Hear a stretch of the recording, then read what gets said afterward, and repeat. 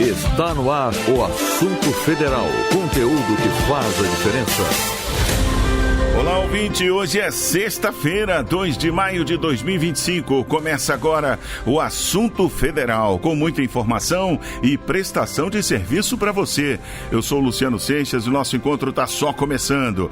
Fico com você sempre de segunda a sexta ao vivo, das 4 às 5 da tarde, pelo horário de Brasília, pelo stream do site radiogov.ebc.com.br e também via satélite para emissoras parceiras de todo o país. Fica com a gente porque aqui tem conteúdo que te interessa e que faz a diferença. Aqui o assunto é federal. Com os trabalhos técnicos do Grande Zé Alves e a produção da equipe da Rádio Gov, da Empresa Brasil de Comunicação, EBC, a gente começa agora com o nosso Giro de Notícias. É hora do Giro de Notícias.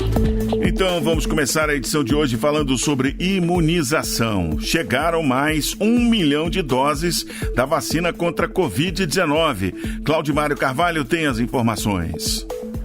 O Ministério da Saúde recebeu nesta quinta-feira, primeiro em Guarulhos, São Paulo, 1.300.000 doses da vacina contra a Covid-19. O imunizante vai ser distribuído em todos os estados e no Distrito Federal, com envio previsto já para a próxima semana. A entrega faz parte da primeira remessa de um total de 7.400.000 doses atualizadas, adquiridas para reforçar a cobertura vacinal no país. De acordo com o Ministério da Saúde, o contrato firmado garante vacinas atualizadas pelos próximos 2 anos, seguindo recomendações da Organização Mundial da Saúde. Ao todo, o governo adquiriu 57 milhões de doses, que serão enviadas de forma parcelada, conforme a adesão da população. A vacina é indicada para crianças menores de 5 anos, idosos, gestantes, imunocomprometidos, povos tradicionais e adultos não imunizados. Desde 2021, o Brasil aplicou mais de 568 milhões de doses. Em 2024, foram mais de 12 milhões. Para 2025, a previsão é vacinar mais de 15 milhões de pessoas com a versão mais recente, aprovada pela Anvisa. Da agência Rádio Gov em Brasília, Claudimário Carvalho. Olha, as pessoas estão com uma percepção diferente em relação à Covid, né? Agora, como se não fosse nada de mal e tal, né? Não tem muita sensação daquele pavor no início. Claro, no início era uma doença nova, ninguém sabia como tratava, o que ia acontecer, né? E aí a questão da maior imunidade da população. A parcela significativa da população já adquiriu imunidade aí por meio da vacinação, e mesmo que ocorram novas infecções, a probabilidade de desenvolver quadros graves caiu bastante, né? Assim como a probabilidade de hospitalização. A gente ouve casos de pessoas que pegam Covid e que, né, é como se fosse uma gripe agora, assim como se fosse uma gripezinha comum. Agora é importante ressaltar que, apesar da situação ter evoluído bastante, a Covid-19 ainda continua circulando e pode representar risco, sim, principalmente para os grupos vulneráveis, né? Os idosos, os imunocomprometidos, as pessoas com comorbidades. Então a vacinação continua sendo a forma mais eficaz de proteção contra quadros graves da doença. É bom saber que chegou mais 1.300.000 doses aí. E a gente segue falando de vacinação. Foi ampliada a imunização contra a hepatite A. Claudimário Carvalho volta com essa informação. O Ministério da Saúde decidiu ampliar a vacinação contra a hepatite A, que inclui usuários da profilaxia de pré-exposição, a PrEP, usada para prevenir a imunodeficiência humana, o HIV. A medida visa conter surtos recentes da doença entre adultos, público onde hoje está concentrada a maioria dos casos. Mais de 120 mil pessoas utilizam a PrEP pelo SUS e a meta é vacinar ao menos 80% delas. A imunização será feita com 2 doses, com intervalo de 6 meses, e para receber a vacina é necessário apresentar a receita da profilaxia. Os locais de vacinação serão informados pelos serviços onde os pacientes já recebem o medicamento. Segundo a saúde, a decisão tem base no novo cenário epidemiológico da hepatite A no Brasil. Desde 2014, a vacinação infantil foi ampliada privada e ajudou a reduzir em mais de 95% os casos entre crianças. Em compensação, os registros entre adultos cresceram, especialmente nas relações homoafetivas do sexo masculino, grupo que representa cerca de 80% dos usuários da PrEP. A hepatite A é causada por um vírus que afeta o fígado e pode provocar casos graves, principalmente em adultos. Com a ampliação da vacinação, o governo espera reduzir internações e mortes, além de proteger a população mais vulnerável à forma grave da doença. Da agência Rádio Gov em Brasília, Claudimário Carvalho. Cuidar da saúde é Brasil demais! É agora! É hora de vacinação nas escolas em todo o país. Mães, pais ou responsáveis, mantenham a caderneta de crianças e adolescentes menores de 15 anos sempre atualizada. Saiba mais em gov.br/vacinação. Vacinar é nossa força, vacina sempre Brasil. Ministério da Saúde, Ministério da Educação, Governo Federal. Você está ouvindo o Assunto Federal, conteúdo que faz a diferença. Mutirão de consultas e cirurgias é realizado entre povos indígenas. Claudimário Carvalho, de novo, vamos lá.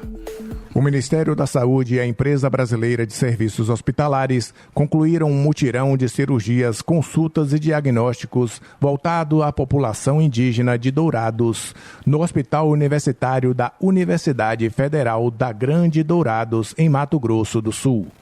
O evento tem como objetivo expandir o atendimento e reduzir as filas do Sistema Único de Saúde, o SUS. Durante a ação, 116 indígenas das etnias Kaiowá, Guarani e Terena foram atendidos. Esses grupos estavam, respectivamente, na fila cirúrgica do Hospital Universitário e também aguardavam atendimento no SUS. Ao todo, 5 cirurgias, 42 consultas pré-operatórias e 81 exames foram realizados. Os indígenas receberam acolhimento especializado com auxílio de intérpretes. A ação contou ainda com a presença de placas de identificação em português e guarani. Da agência Rádio Gov em Brasília, Claudimário Carvalho. E agora vamos falar de educação. Termina hoje, atenção, hoje o prazo para participantes do Enem 2025 solicitarem isenção da taxa de inscrição. Quem conta pra gente é Patrick Samartan, no Boletim MEC.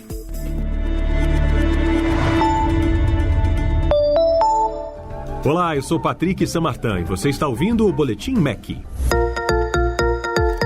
O prazo para solicitar a isenção da taxa de inscrição do Enem 2025 termina nesta sexta-feira, 2 de maio. Os interessados devem fazer a solicitação até às 23h59, horário de Brasília, pela página do participante, com o login único do gov.br. O período também vale para justificativas de ausência no Enem 2024.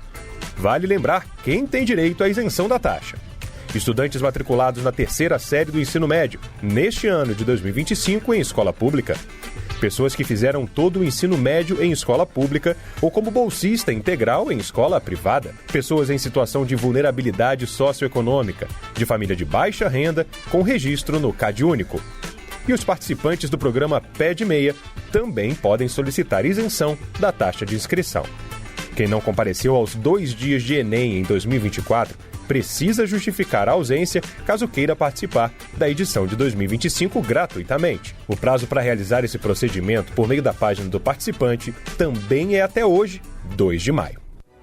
Para saber mais sobre o Enem 2025, acesse o nosso portal www.gov.br/MEC.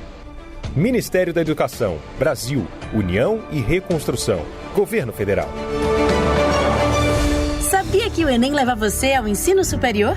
E quem cursou todo o ensino médio ou está cursando o último ano em escolas da rede pública e membros das famílias inscritas no CadÚnico não precisam pagar a inscrição do Enem. Participantes do PED Meia que fizerem a prova ainda ganharão um incentivo de R$200. Agora você tem mais tempo para fazer o Enem de graça, até 2 de maio na página do participante. Ministério da Educação, Brasil, União e Reconstrução, Governo Federal. Segundo o relatório da Transparência Salarial, as mulheres recebem em média 21% a menos em relação aos homens. Que absurdo isso, né? Dilson Santa Fé tem os detalhes. As mulheres recebem em média quase 21% a menos em relação aos homens, segundo o terceiro relatório de Transparência Salarial. A situação das mulheres negras apresenta um agravante. Elas recebem 52,5% a menos que um homem não negro e 21,4% a menos na comparação com um homem negro. No Brasil, quase 52% das famílias têm uma mulher como responsável. A pesquisa mostra que houve um crescimento de aproximadamente 20% da participação de mulheres negras no mercado de trabalho. Também ocorreu um aumento no número de estabelecimentos em que a diferença nos salários médios e medianos entre mulheres e homens é de no máximo 5%. A Lei de Igualdade Salarial estabelece que as empresas assegurem a igualdade salarial e de critérios remuneratórios entre mulheres e homens para a mesma função, uma reivindicação histórica na luta pela igualdade de gênero. A iniciativa é uma ação do Ministério do Trabalho. Atualmente, as mulheres representam 44% da força de trabalho no Brasil. Da agência Rádio Gov em Brasília, Dilson Santa Fé. Olha, embora a Constituição Federal Brasileira proíba essa discriminação salarial, a disparidade persiste, né? Em 2023, essa lei aí de igualdade, né, que falou aí de transparência e tal, é de 2023. É a lei 14.611, que busca garantir a igualdade salarial e de critérios remuneratórios entre homens e mulheres que exerçam a mesma função. Ela estabelece mecanismos de transparência salarial, reforça a fiscalização, cria canais de denúncia e promove programas de diversidade e inclusão nas empresas. Só que aquela história, né? Tem lei que pega e tem lei que não pega. Essa ainda está sob júdice. O pessoal está vendo se vai pegar. Para implementação efetiva dessa lei e a mudança da mentalidade nas empresas e na sociedade, é crucial fazer uma reflexão para que essa desigualdade salarial por conta do gênero e única e exclusivamente por conta disso, acabe, né? Ainda tem muita gente que fala, mas mulher fica grávida, tira licença 4, 6 meses, depois não sei quantos anos cuidando de filho pequeno, amamentando e tal, é por isso que elas merecem ganhar menos. Será? Tem que a sociedade refletir sobre isso aí, né? Bom, vamos lá. Não, isso aqui já foi. A política nacional Aldir Blanc agora é permanente. Foi o que decidiu o Senado Federal. É sobre cultura que a gente está falando. Quem conta a novidade é Claudimário Carvalho. O projeto de lei, o PL, que torna permanente a política nacional Aldir Blanc, foi aprovado pelo Senado Federal. A iniciativa vai destinar 15 bilhões de reais a estados e municípios para fomento das culturas locais. Os entes federativos devem executar no mínimo 60% do valor repassado para ter direito de receber novos recursos. O projeto também passou pela Câmara dos Deputados e agora segue para a sanção do presidente Luiz Inácio Lula da Silva. No campo do audiovisual, o PL prorroga até 31 de dezembro de 2029 o prazo para a utilização dos benefícios fiscais do regime especial de tributação para desenvolvimento da atividade de exibição cinematográfica, o Recine. O benefício estava previsto para acabar no fim deste ano. O Recine permite a desoneração de tributos federais sobre as compras voltadas à implantação ou modernização de salas de exibição cinematográfica, principalmente em cidades menores ou do interior. Com as novas regras, a concessão de benefícios da lei audiovisual vai ser limitada a 300 milhões de reais em 2025, com previsão de aumento para 803 milhões de reais em 2026 e 849 milhões de reais em 2027. A Agência Nacional do Cinema, a Ancine, pode estabelecer metas e indicadores para o acompanhamento da aplicação dos recursos.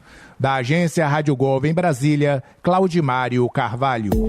Quem aí aproveitou esse feriadão para viajar? Tá me ouvindo fora aqui de Brasília, hein? Pois é, os aeroportos devem receber 117 mil passageiros entre 30 de abril e 5 de maio. Os dados foram divulgados pela Infraero. Dilson Santa Fé. Os 10 aeroportos da rede Infraero com voos comerciais regulares devem receber cerca de 117 mil passageiros no feriado prolongado, período que teve início no dia 30 de abril e vai até 5 de maio. Mais de 1.000 voos estão programados para esse intervalo de dias. No aeroporto Santos Dumont, no Rio de Janeiro, estima-se a presença de 104 mil passageiros em 860 voos. Já para o aeroporto de Passo Fundo, no Rio Grande do Sul, o segundo mais movimentado, a estimativa é de 4 mil passageiros em 28 voos programados. A projeção foi elaborada a partir das programações informadas pelas empresas aéreas e não comparou a movimentação estimada para o feriado deste ano com a realizada em 2024, pois no ano passado, o dia 1º de maio, foi em uma quarta-feira e não houve feriado prolongado. Da agência Rádio Gov em Brasília, Dilson Santa Fé. E começou o mês de maio, né? O Maio Amarelo 2025. Polícia Rodoviária Federal lança ações em todo o país para um trânsito mais seguro. As atividades incluirão o enfrentamento à embriaguez ao volante, o controle de velocidade e a fiscalização de ultrapassagens proibidas. Stefânia Lima.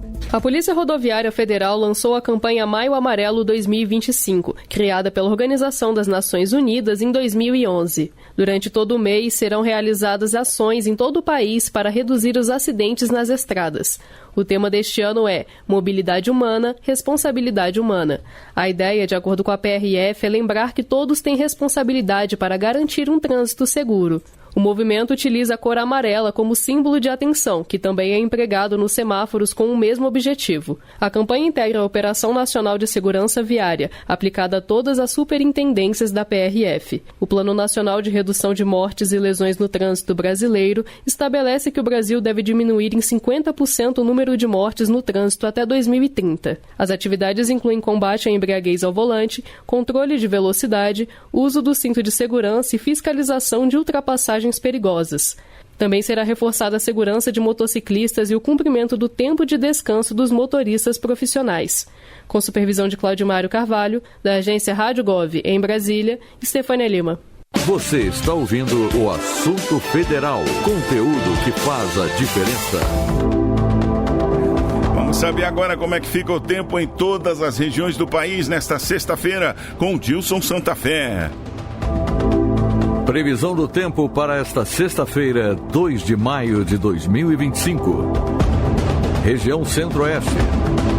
Brasília, capital federal, tem nesta sexta-feira sol entre poucas nuvens, com os termômetros registrando mínima de 16 e máxima de 24 graus, com umidade do ar de 95% a 50%. Glória de Dourados, no Mato Grosso do Sul, comemora aniversário com muitas nuvens com possibilidade de chuva isolada. A temperatura mínima é de 14, a máxima é de 29 graus.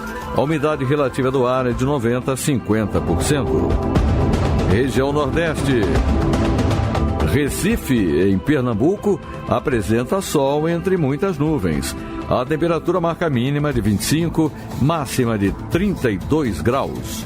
A umidade do ar vai de 90% a 50%. Cândido Mendes, no Maranhão, festeja aniversário com muitas nuvens, com pancadas de chuva e trovoadas e temperatura mínima de 23 e máxima de 31 graus.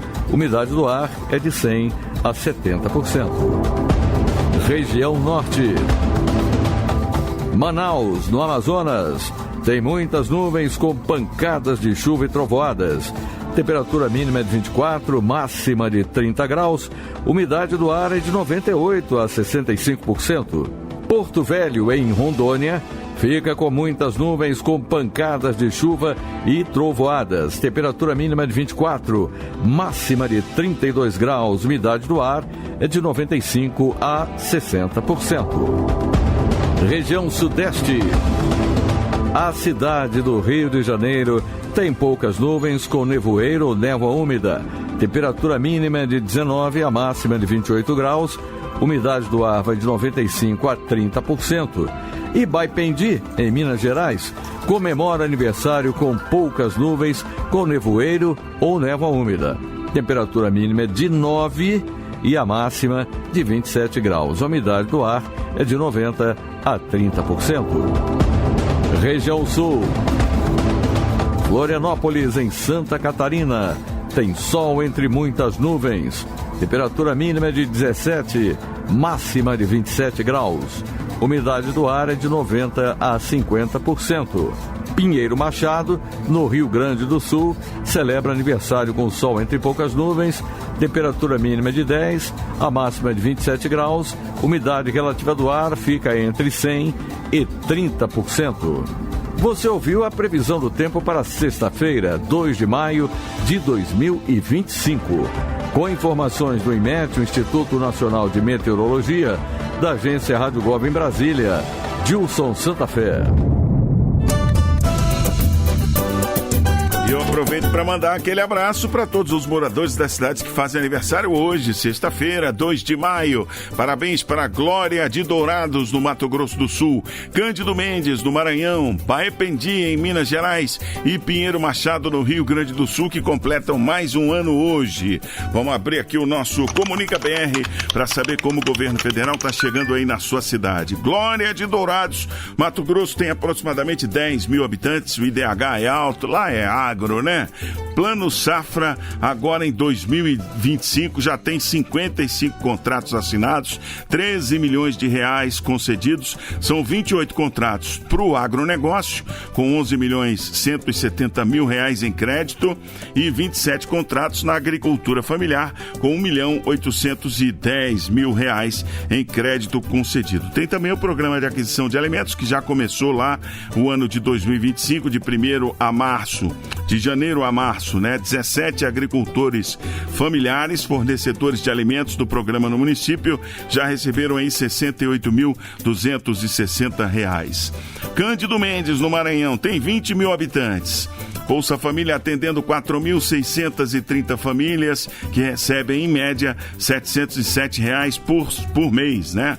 Sendo que 3.580 crianças e adolescentes têm de 7 a 18 anos, o que gera um benefício extra aí de R$ 50 para cada família. E destas famílias todas atendidas aí no Bolsa Família, 78% são chefiadas por mulheres. 814 famílias ganham um auxílio gás lá em Cândido Mendes, e 91% das famílias são chefiadas por mulheres. O Cadastro Único identificou 16.240 pessoas de baixa renda na cidade, distribuídas aí em 6.330 famílias, e dessas 4.630 têm direito então ao Bolsa Família mensalmente. Baipendi, Minas Gerais, é remanescente aí do chamado Ciclo do Ouro em Minas, né? Eu fui dar uma olhada lá no Pé de Meia, que ajuda a garotada aí a continuar no ensino médio, né? Desde o início do programa, 289 estudantes foram beneficiados, 247 agora em fevereiro de 2025, um total investido aí de R$ 657 mil pelo governo federal para manter a garotada, os jovens no ensino médio em Baipendi, Minas Gerais, através do programa Pé de Meia. Tem também Pinheiro Machado oferecendo, aniversariando hoje, né? Eu fui ver aqui a situação de Pinheiro Machado, tem 330 empresas com sede no município, que são optantes aí pelo Simples Nacional, e 686 pessoas são cadastradas como microempreendedores individuais. E aí o Programa Nacional de Apoio a Microempresas e Empresas de Pequeno Porte, Pronamp, começou atuando lá, agora em 2025, uma operação para a pequena empresa de Pinheiro Machado, já emprestou R$ 150 mil em crédito bem facilitado aí para esta micro ou pequena empresa de Pinheiro Machado. Você também pode saber como o governo federal está chegando na sua cidade, é só jogar na internet. Comunica BR. Agora pelo horário de Brasília, 4h24. Você está ouvindo o Assunto Federal, conteúdo que faz a diferença. Momento Entrevista. O crédito do trabalhador alcançou quase 9 bilhões de reais em empréstimos. Esse programa permite que trabalhadores seletistas, domésticos, rurais, empregados de microempreendedor individual solicitem crédito junto às instituições financeiras. Eu e Luciana Vasconcelos conversamos com o secretário executivo do Ministério do Trabalho e Emprego, Francisco Marcena, que respondeu perguntas de ouvintes sobre o crédito do trabalhador. Vamos ouvir. Secretário, vamos começar falando da nova fase do crédito do trabalhador, da troca de dívida de um banco para o outro. E quem tem uma dúvida sobre isso é a fisioterapeuta Evanilza Matos. Vamos ouvi-la. Tenho 40 anos e moro na cidade de Águas Lindas de Goiás. Eu tenho uma dívida em um banco, mas vi que outro banco cobra juros mais baratos. Posso mudar de instituição? Bom, Evanilza, tua pergunta tem sido feita por muitos ouvintes e muitas pessoas que querem adquirir o crédito trabalhador e trocar a dívida mais cara por uma dívida mais barata. Então, qual é o procedimento que você tem que fazer? Primeiro, procure o banco no qual você tem a dívida e peça a portabilidade da tua dívida também para outro banco. Outros bancos vão ofertar, né, uma taxa menor ou condições melhores de financiamento.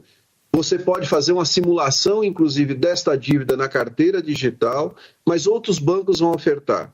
Você avisa teu banco que, olha, eu quero a portabilidade da minha dívida, o teu banco tem um prazo para cobrir a oferta, ele pode cobrir a oferta, ele cobrindo essa oferta, você pode optar pelo teu banco, né, para poder fazer essa portabilidade, ou então você vai para outra instituição financeira aonde você tem condições melhores. O que eu acho importante disso também, depois de tudo isso feito, esse novo contrato que você vai fazer vai ser averbado na carteira profissional digital, na CTPS digital, naquela plataforma do governo, e você terá outras oportunidades aí pela carteira, inclusive, de você ficar sempre negociando a tua dívida por taxas menores. Secretário, a gente agora vai falar sobre contratação do empréstimo. Quem tem uma dúvida sobre isso é Débora Costa, de Fortaleza. Vamos ouvir. Gostaria de fazer uma pergunta. Agora eu posso fazer um consignado em um banco? Pode ser qualquer um? Continuo podendo usar a carteira digital? Todos os bancos, todas as plataformas do banco estão oferecendo também o crédito do trabalhador. Então, se você tem um banco, quer continuar trabalhando com esse banco que você está acostumada, você pode fazer o crédito trabalhador na plataforma do banco. Mas isso não impede que você faça ou que você continue também fazendo a simulação ou mesmo contraindo o empréstimo pela carteira profissional digital. Inclusive, nós recomendamos, se você não tem uma dívida a ser negociada, faça pela carteira profissional digital. Por quê? Porque você vai receber propostas de dezenas de instituições financeiras e você vai poder optar por aquela taxa mais barata, pelas condições melhores, né, para aquilo que você está desejando de empréstimo do consignado. Secretário, agora uma outra dúvida vem lá de Belém, no Pará, do Jorgevan Figueiredo. Vamos ouvir. Secretário, o trabalhador não pode comprometer mais de 35% da renda com as parcelas mensais. O que entra nesse cálculo? Olha, a tua pergunta é fundamental, porque quando o presidente Lula conversou sobre esse programa, a grande recomendação do presidente Lula foi: não vamos endividar mais os trabalhadores, não vamos endividar mais os brasileiros. Então, por isso que a gente estabeleceu o critério, que já estava inclusive na proposta anterior, de 35% do teu salário. O que é usado para calcular a margem? Primeiro, é o salário que você recebe, nós descontamos se você tem hora extra, é descontado desse valor, porque essa é uma remuneração variável. Se você tem imposto de renda, aquilo que você paga de imposto de renda é descontado do valor para calcular a margem, ou se você tem alguma ação judicial que desconta em folha. Um exemplo mais comum que eu gostaria de dar é quem tem pensão alimentícia, né? Esse valor é descontado, descontou tudo isso do valor líquido, nós vamos estabelecer a margem dos 35%. Aqui tem mais uma informação fundamental. Se você tem contraído um outro banco, um empréstimo pessoal, um empréstimo sem garantias, o valor desse empréstimo é utilizado para poder calcular a margem também. para não correr o risco do trabalhador que já tem outro empréstimo contrair aqui mais 35% e depois ele ter dificuldade, né, de quitar o empréstimo, de pagar as mensalidades. Por isso que é fundamental. Se você tem um empréstimo, crédito pessoal, se você tem outro empréstimo, negociar esta dívida, né, utilizando o crédito trabalhador, que tem juros mais baixos. E, secretário, o senhor falou dos 35%, mas o trabalhador, ele pode ter mais de um empréstimo ou outras formas de crédito no crédito do trabalhador? Não, do crédito trabalhador ele pode adquirir uma operação, depois, né, nós vamos permitir até uma segunda operação, que é importante, ele não comprometer a margem dos 35%. Ele não pode ter uma mensalidade ali somando o que ele já tem, por exemplo, até de um outro empréstimo, mais o crédito do trabalhador, ele não pode ultrapassar essa margem do 35%. Inclusive para garantir, né, uma saúde financeira, né, a vida desse trabalhador, que ele tenha condições não só de quitar, né, as mensalidades, mas que ele tenha também a garantia que o recurso que vai ficar com ele, né, o recurso líquido, ele possa cumprir as suas outras obrigações da sua vida, da alimentação, aqueles que têm aluguel, enfim, outros compromissos que ele tenha. Ouvimos a entrevista do secretário executivo do Ministério do Trabalho e Emprego, Francisco Marcena. Para ouvir esse e outros conteúdos, acesse radiogov.ebc.com.br. Rádio Gov, tudo o que você precisa saber. E toda sexta-feira é dia do programa Brasil Cultural. E o tema de hoje é a matemática. Na próxima terça-feira, 6 de maio, é o Dia Nacional da Matemática. Vamos saber mais sobre a ciência das formas, dos números e das grandezas.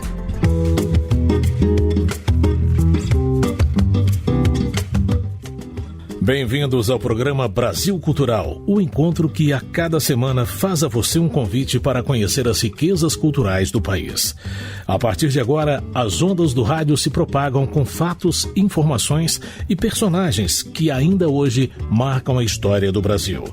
Venham com a gente. O Brasil Cultural pede passagem para viajar de norte a sul, do Amazonas a Porto Alegre.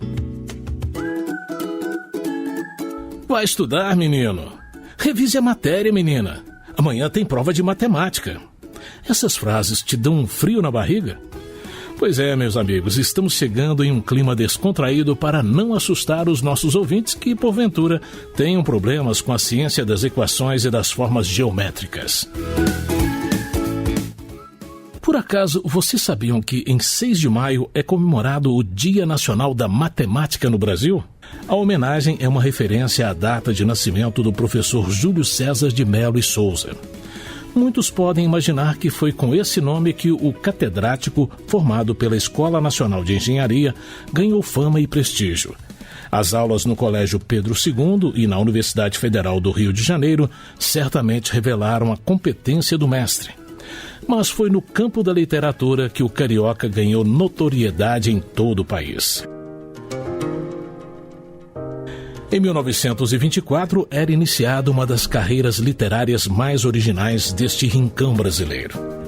Na primeira página do jornal À Noite, o autor, pouco conhecido, saía de cena para o árabe Malbatarran assinar o conto O Juiz.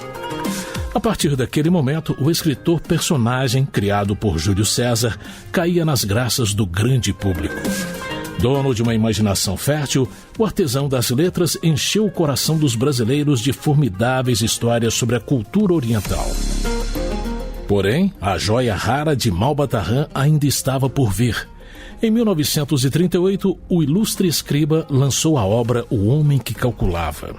O romance narra a história de um sábio matemático persa chamado Beremis Samir e a aventura acontece em Bagdá, a capital do Iraque.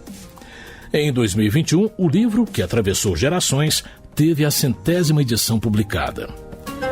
Sem dúvidas, o humilde e carismático calculista honrou a prodigiosa ciência das grandezas, das medidas e dos movimentos.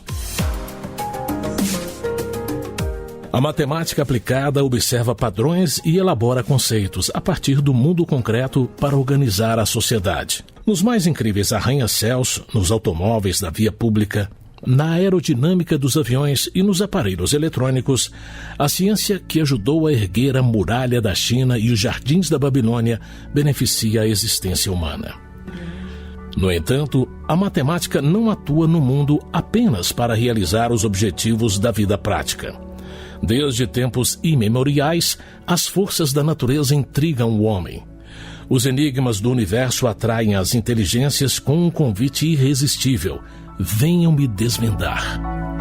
Esse chamado foi ouvido em todos os continentes da Terra para que um ideal nobre acendesse a flama das cogitações puras e abstratas no espírito da humanidade. Quando os indianos criavam tabelas astronômicas, os egípcios alinhavam o monumento das pirâmides às estrelas e os árabes catalogavam eclipses, nenhum desses povos poderia imaginar que em 1969 uma missão espacial levaria o homem à Lua.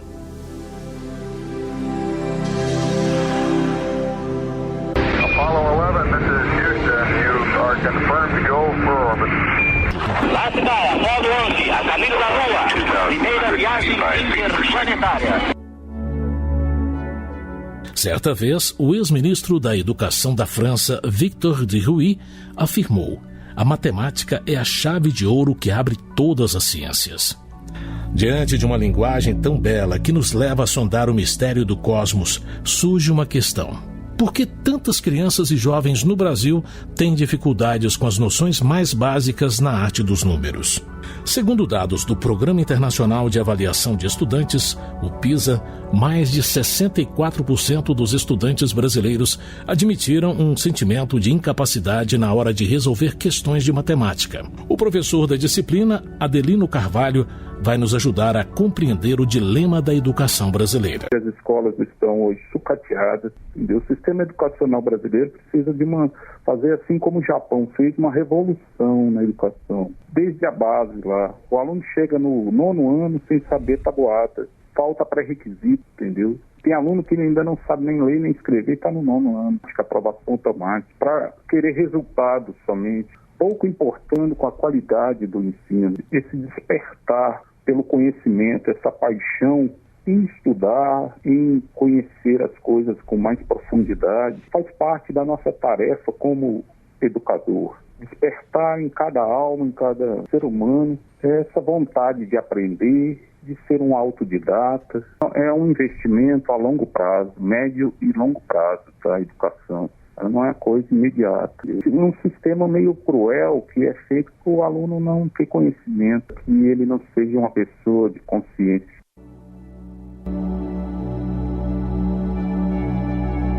A notável ciência dos cálculos foi elevada ao mais alto grau de importância por nações que tomaram a dianteira do progresso. O domínio da engenharia naval deu à Espanha e Portugal o comando das rotas comerciais no início das grandes navegações.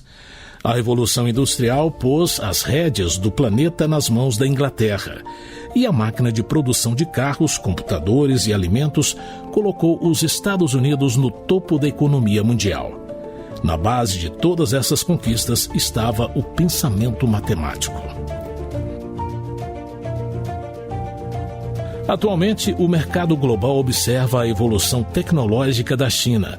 Uma das explicações para esse avanço pode ser vista no desempenho dos estudantes chineses nas provas aplicadas a cada 3 anos pela Organização para a Cooperação e Desenvolvimento Econômico, OCDE.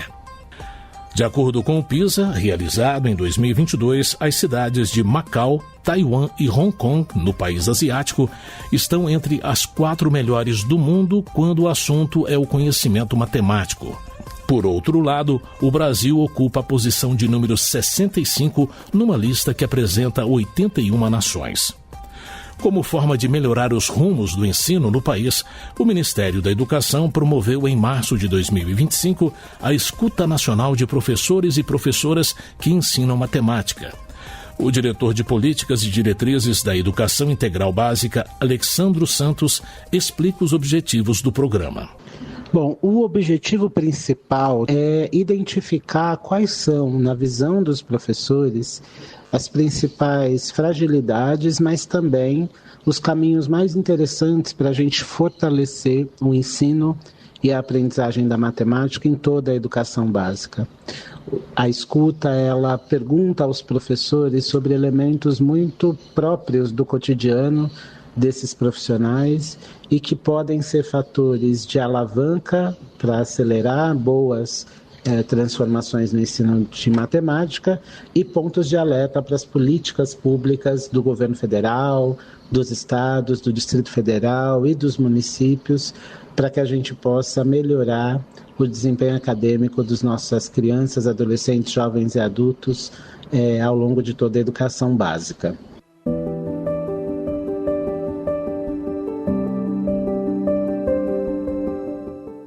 Assim como a literatura, a ciência dos geômetras amplia a imaginação, desenvolve o raciocínio lógico, mexe com a curiosidade e pode oferecer divertidas horas na resolução de problemas instigantes.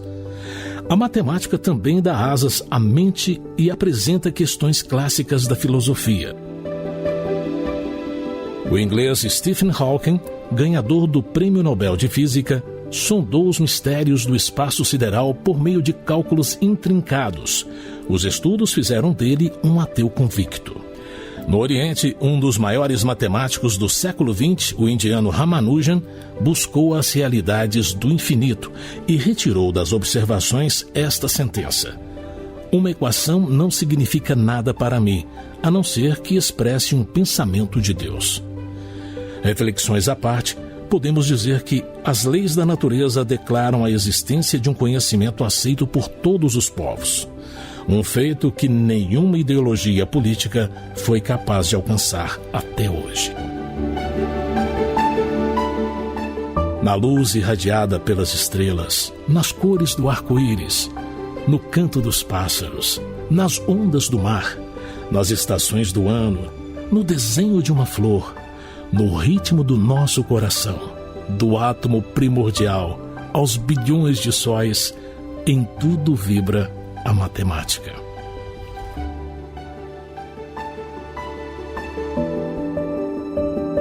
O Brasil Cultural é uma produção original da Rádio Gov. Idealização, produção e roteiro, Ricardo Walter. Locução, José Carlos Andrade. Agradecemos a sua audiência e esperamos você no próximo programa. Até lá.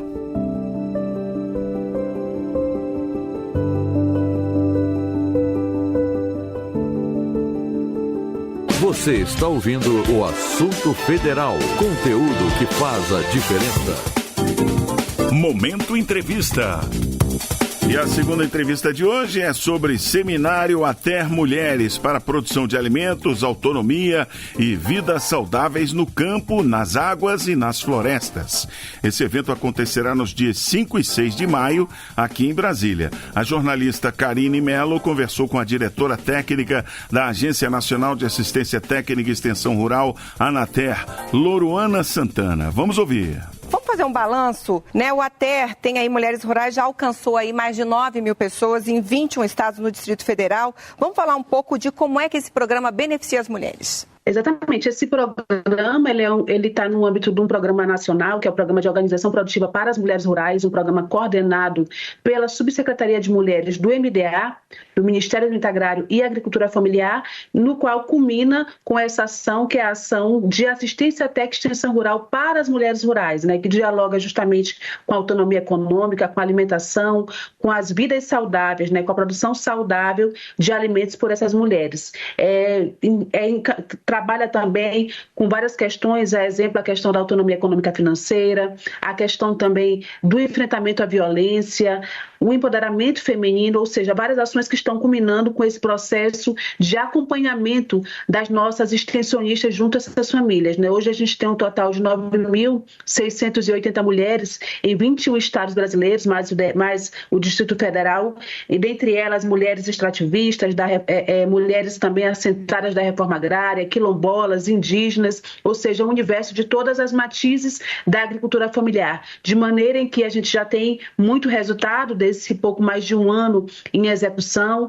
São mulheres que estão recebendo visitas técnicas dos nossos extensionistas, das nossas entidades parceiras, no qual a gente tem, a exemplo, mulheres que já participaram de várias oficinas em que elas puderam fazer ali um intercâmbio de informações. Nós temos também vários encontros que foram realizados em todo o território. Tivemos mulheres também que acessaram os cadastros da agricultura familiar, as mulheres que não tinham esse cadastro, que é esse documento tão importante que é uma identidade, né, para o agricultor familiar, para a agricultura familiar, que coloca aí um mundo de novas oportunidades de políticas públicas, né, de maneira que a gente tem hoje mais de 700 CAFs emitidos de mulheres que não tinham esse cadastro. A gente tem também uma parceria muito importante com o MDS, que é o Ministério da Desenvolvimento Social, que auxilia no programa de fomento rural para essas mulheres, ou seja, a gente teve mais de 2.000 mulheres nesse campo que estão recebendo fomento, um recurso de R$ 4.600 para poder implementar em projetos produtivos, e tivemos também uma grande conexão aí com o Programa de Aquisição de Alimentos e o Programa Nacional de Alimentação Escolar, onde a gente já teve pouco mais de 900 contratos que foram firmados e que culminaram aí com a agregação de valor à renda dessas mulheres, né? Foi aproximadamente R$ 900 que foi incorporado à renda mensal dessas mulheres, justamente culminando com uma melhoria da qualidade de vida dessas mulheres. Então, esses são alguns números que vão ser dialogados no universo desse seminário, que vai ser um seminário nacional de até mulheres para a produção de alimentos saudáveis, autonomia e vidas saudáveis no campo, nas águas e nas florestas, que vai dialogar um pouco do que foram esses números, mas também dos desafios que nós temos em curso para que a gente possa melhorar os nossos trabalhos. Então, eu queria exatamente que a senhora falasse para nós, então, sobre esses desafios, porque pelo que a senhora mostrou aí já, a força de trabalho da mulher no campo é enorme, está sendo estimulada, e que desafios estão por vir aí, diretora? Nós sabemos que nós somos maioria numa sociedade minorizada, então os desafios no que diz respeito a protagonizar essas mulheres rurais, elas cada vez mais têm conhecimento da sua força no meio rural, a sua força na sociedade brasileira, como é que a gente traz diversas temáticas. Então nós estaremos com os movimentos sociais também dialogando sobre essas pautas, que elas também acompanham com legitimidade as ações na base. Estaremos também com o MDS, com a própria Subsecretaria de Mulheres, o DATER, que está vinculado ao MDA, que coordena também a política de ATER a nível nacional. Então, nós estaremos lançando luz sobre diversas questões, né? A gente sabe que outras ações precisam ser oportunizadas, a exemplo da questão do crédito rural, também a questão da mecanização adaptada à agricultura familiar, que é uma grande demanda das mulheres rurais. Então, tem diversas questões que esse seminário vai lançar luz para que a gente possa verificar como é que a gente pode oportunizar essas mulheres rurais do campo, das águas das florestas, de diversas outras demandas que, porventura, elas ainda não estejam devidamente inseridas, né? Então, certamente vão ser dialogados, assim como também trocar experiências. A gente tem experiências muito exitosas, a exemplo, lá no estado do Sergipe, a gente tem 600 quilombolas que estão sendo atendidas. Na Bahia, nós temos as tupinambás, ou seja, mulheres indígenas. Então, a gente vai ter também uma troca de experiência muito importante, em que certamente essas mulheres sairão com muita experiência para que elas possam voltar para os seus territórios, voltar para a sua base, com elementos para poder buscar dinamizar ali aquele espaço e, com certeza, a gente poder vocalizar e também visibilizar cada vez mais a força dessas mulheres nesses espaços. Sem dúvida, diretora. Vão sair com experiência e também vão ser ouvidas pelo que a senhora está nos dizendo aí. E aí eu queria saber, a partir dessa escuta que vai ser feita a partir da semana que vem, dessas demandas que a senhora apontou para nós, vai ser elaborado algum documento, alguma coisa concreta para que isso tenha andamento? Como é que vai ser o fechamento desse encontro? A partir daí, o que acontece? Exatamente, nós estamos prevendo uma carta do evento, né, uma carta do Seminário Nacional de Até Mulheres para a Produção de Alimentos, Autonomia e Vidas Saudáveis no Campo, nas Águas e nas Florestas. Essa carta vai estar relacionando todos os pontos cruciais para que a gente possa aperfeiçoar o nosso trabalho, quais são as conexões que precisam ser realizadas não só a nível nacional, mas a nível estadual e a nível local, como é que a gente pode buscar realmente dinamizar essas mulheres nesses espaços. Então, ao final, a gente vai ter grupo de trabalhos, né, em diversos momentos, para que a gente possa conseguir sair desses grupos com informações valorosas e certamente a gente poder ter essa virada de chave com essas mulheres conseguindo cada vez mais acessar as políticas públicas, culminando também com uma mudança estrutural nesses territórios e dinamizando também outras mulheres, né, para que outras mulheres possam se espelhar nessas ações que estão sendo realizadas. Então,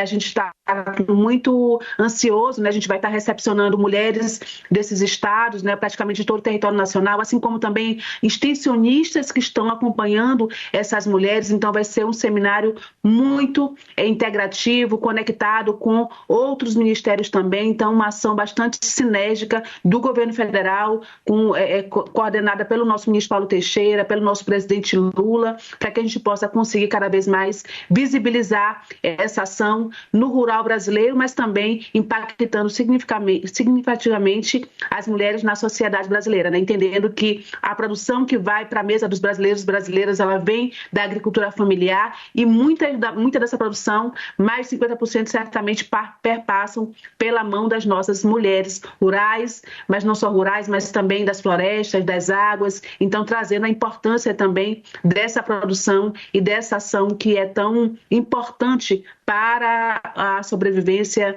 dos nossos brasileiros e brasileiras. Então, a gente vai estar num espaço muito, muito feliz com todas essas mulheres aqui. Então, vão ser 2 dias de muito diálogo, de muito intercâmbio, mas também de muito conhecimento, que é isso que a gente tem buscado também auxiliar permanentemente com a nossa equipe de extensionistas que estão acompanhando essas mulheres nesses territórios. Ouvimos a entrevista com a diretora técnica da Agência Nacional de Assistência Técnica e Extensão Rural, ANATER, Loroana Santana. Para ouvir esse e outros conteúdos, acesse radiogov.ebc.com.br. Rádio Gov, tudo o que você precisa saber. Assunto Federal. Momento Serviço. Uma consulta pública está recebendo sugestões da sociedade civil sobre possíveis melhorias e ajustes na plataforma Fala.br. José Carlos Andrade tem os detalhes.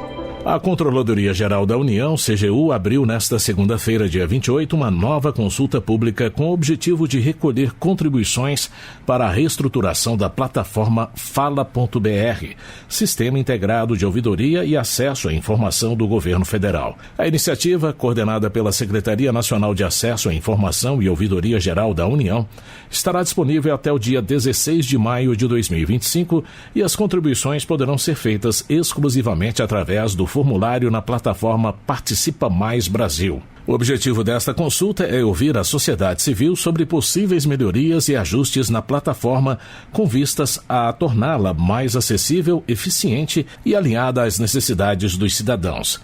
Segundo a CGU, as contribuições são públicas, salvo aquelas protegidas por legislação específica relacionada a dados pessoais e estarão disponíveis ao fim do processo consultivo. Da Agência Rádio Gov em Brasília, José Carlos Andrade. E olha que bacana, um prêmio internacional vai contemplar 2 projetos liderados por mulheres brasileiras nas áreas de transição energética e inovação. Inscrições ficam abertas até 14 de maio. Claudimário Carvalho. Estão abertas até o dia 14 de maio as inscrições para o prêmio Ciência Delas, Mulheres Cientistas pelo Amanhã. A premiação vai reconhecer pesquisadoras brasileiras e espanholas que atuam no Brasil com projetos nas áreas de transição energética, energias renováveis e descarbonização. A iniciativa é promovida pela Repsol Sinopec Brasil, em parceria com a Embaixada da Espanha e a Associação de Cientistas Espanhóis no Brasil. Podem participar cientistas do sexo feminino que lideram pesquisas em universidades, centros ou institutos de ciência e tecnologia no país. As duas vencedoras terão acesso a experiências imersivas em centros de inovação. A primeira colocada vai ganhar uma viagem à Espanha e bolsa de R$30 mil. A segunda vai receber R$20 mil e vai fazer visitas técnicas pelo Brasil. As inscrições podem ser feitas através do site do Ministério da Ciência, Tecnologia e Inovação pelo gov.br/MCTI. Da agência Rádio Gov em Brasília, Claudimário Carvalho. Olha, até outubro, Brasília vai sediar o Festival Curicaca. É o maior evento sobre tecnologia e inovação na indústria. Cleide Lopes. O Festival Curicaca vai conectar Brasília e suas regiões administrativas em torno do que há de mais moderno no mundo da indústria. O nome Curicaca vem de uma ave típica do Cerrado brasileiro, conhecida por seu dom especial. Canta para anunciar mudanças. E o festival vai acontecer na capital federal e contará com shows, palestras, exposições, cursos e circuitos de startups espalhados por vários pontos do Distrito Federal. O evento deve reunir cerca de 100 mil pessoas. O presidente da Agência Brasileira de Desenvolvimento Industrial, Ricardo Capelli, fala sobre o festival. A gente quer fazer um evento para debater inovação, para afirmar a política industrial no Brasil. Então, que reúna a indústria, que reúna a academia, que reúna as empresas, um talk show aqui, uma conversa aqui, uma apresentação, coisas surpresas movimentando toda a cidade. Tem toda uma estrutura que está sendo organizada para o evento. Para a ministra da Ciência, Tecnologia e Inovação, Luciana Santos, o festival está alinhado com a prioridade do governo federal da reconstrução nacional e com maior visibilidade para o país. Exatamente numa pegada e numa perspectiva de a gente se inserir cada vez mais nas cadeias mais dinâmicas da economia global e ter domínio e capacidade de realizar essa produção em produtos para a vida do nosso povo. Outras informações sobre a primeira edição do Festival Internacional Curicaca 2025 é só acessar a página abdi.com.br. Reportagem Cleide Lopes. Pois é, esse é um festival internacional. Se eu fizer assim, Curicaca, você vai pensar em quê? Numa ave, né? Não sei nem se a ave faz esse barulho de curicaca, mas o fato é que esse nome é em homenagem a uma ave típica aqui do Cerrado, né? E teoricamente o seu canto anuncia mudanças. Por isso foi escolhido aí o nome do Festival Curicaca, que é exatamente um festival sobre tecnologia e inovação que prevê mudanças, né? Antevê mudanças para o mundo. O festival tem 10 trilhas de conhecimento aliadas aí com as missões daquela nova indústria Brasil, que a gente já falou várias vezes aqui, uma missão que é muito cara ao nosso vice-presidente Alckmin, né? Essa nova indústria Brasil, que seria a indústria 4.0 chegando ao país. Antes do evento, esse festival vai realizar 10 encontros em regiões administrativas aqui do Distrito Federal para essa preparação. O evento vai ocorrer de 7 a 11 de outubro, mas esses encontros prévios começam agora 24 de maio em Taguatinga, uma cidade que fica a 25 quilômetros aqui de Brasília, propriamente dita, o chamado Plano Piloto, né? O festival busca exatamente consolidar a nova indústria Brasil como principal projeto de modernização industrial do Brasil e aí promover o compartilhamento de práticas inovadoras e sustentáveis, a questão da descarbonização da indústria, a colaboração entre empresas, universidades e escolas técnicas, que a gente ouviu aí a ministra falando, né, sobre a academia e o mundo real trabalhando em conjunto. Olá, ouvintes e radialistas parceiros de todo o país. Aqui quem fala é Thaísa Vitória, da equipe Rádio Gov, e eu tenho um convite para você. Tá com dúvidas sobre algum programa do governo federal aí na sua cidade ou na sua região? Ou quer saber mais sobre algum benefício, obra ou recurso do governo? A gente faz a ponte entre a sua pergunta e a resposta de fontes oficiais. É o quadro Manda Aí. Basta enviar a sua dúvida para o WhatsApp 61 99645 7037. Vou repetir. 61 99645 7037. Manda aí uma mensagem de texto ou de áudio dizendo o seu nome, o nome da sua cidade e estado e a sua pergunta. A nossa produção vai atrás da resposta. Então, não perde tempo, manda aí. É isso aí, pessoal. Estamos aguardando a sua mensagem. Manda aí. Tá esperando o quê? Manda aí. Tá dado o recado, Filipinho. Vamos seguir, não. Vamos finalizar aqui o nosso assunto federal, né? Agora, faltando 1 minuto para as 5, está chegando ao fim a nossa semana aqui do programa Assunto Federal. Eu volto na segunda-feira, às 4 da tarde. Espero você para mais uma tarde cheia de informação que faz a diferença no seu dia a dia. Ótimo fim de semana. Rádio Gov, tudo o que você precisa saber.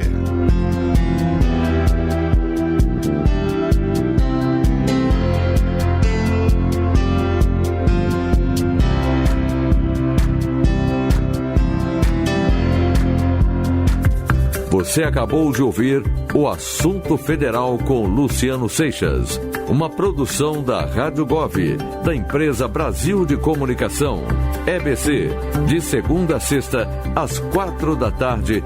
Fique ligado nas notícias que impactam o seu dia a dia e na prestação de serviço para todo o país.